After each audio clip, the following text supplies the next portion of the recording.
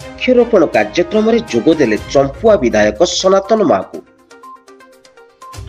जलवायु परिवर्तन लगी एवं अस्तव्यस्त जनजीवन।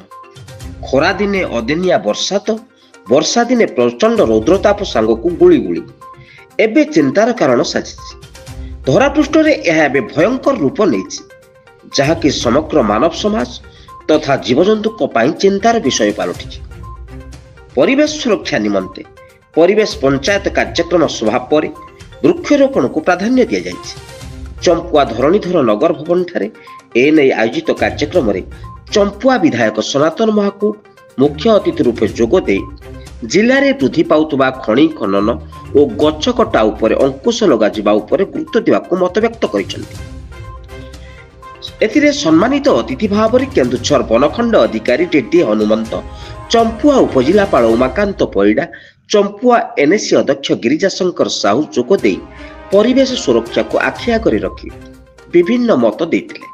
एपरिक चंपुआ सरकारी महताब उच्च विद्यालय प्रांगण में चंपुआ विधायक सनातन महाकुणु सहित एनएसी अध्यक्ष श्री गिरिजाशंकर साहू, केन्दुझर वनखंड अधिकारी डेडी हनुमंत, चंपुआ उपजिलापाल उमाकांत परिडा, चंपुआ वनांचल अधिकारी एसीएफ अक्षय छत्रिया, एनएसी उपाध्यक्ष सुमित्रा बेहेरा प्रमुख विभिन्न औषधीय वृक्षरोपण करिथिबा देखबाकू मिलिछि।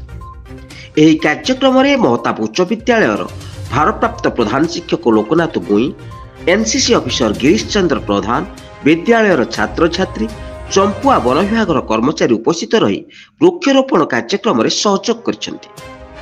केन्दुझर चंपुआरू ममता सेनापति रिपोर्ट, जनता जिंदाबाद।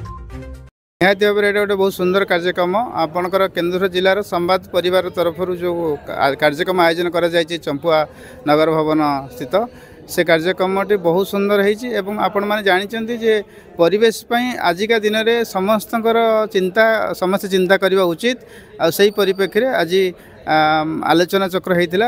आपड़ देखु संवाद बहुत सारा भल काम करुचे विशेष करके गाँ गली रे जनप्रतिनिधि मानक नहीं साधारण लोक नहीं प्रशासन को अधिकारी को नहीं जो प्रकार परिवेश को सुस्थ रखापी संतुलित रखापी जो प्लांटेशन प्रोग्राम करुँच सेटा गोटे निहाती भाव नियारा कार्यक्रम। मु आशा करी कार्यक्रम चालू समस्त सहयोग एवं संवाद ये कार्यक्रम मु बहुत भाव में धन्यवाद दूँ। सुंदर कार्यक्रम वंदे उत्कल जननी।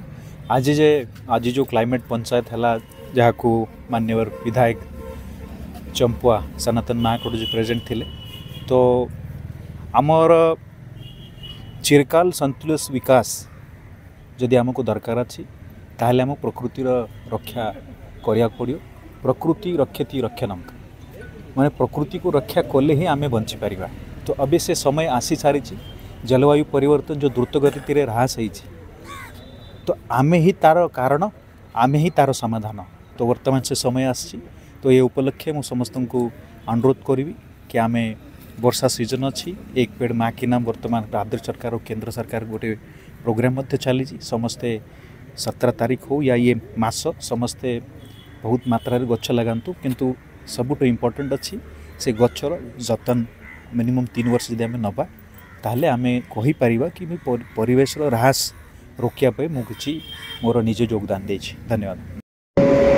प्रिंट मीडिया, इलेक्ट्रिक मीडिया, भद्र व्यक्ति, भद्र महिला और परिवेश प्रेमी युवा बंधुमान आज आयोजित कार्यक्रम में परिवेश संपर्कित विषय को स्थान देथिबारु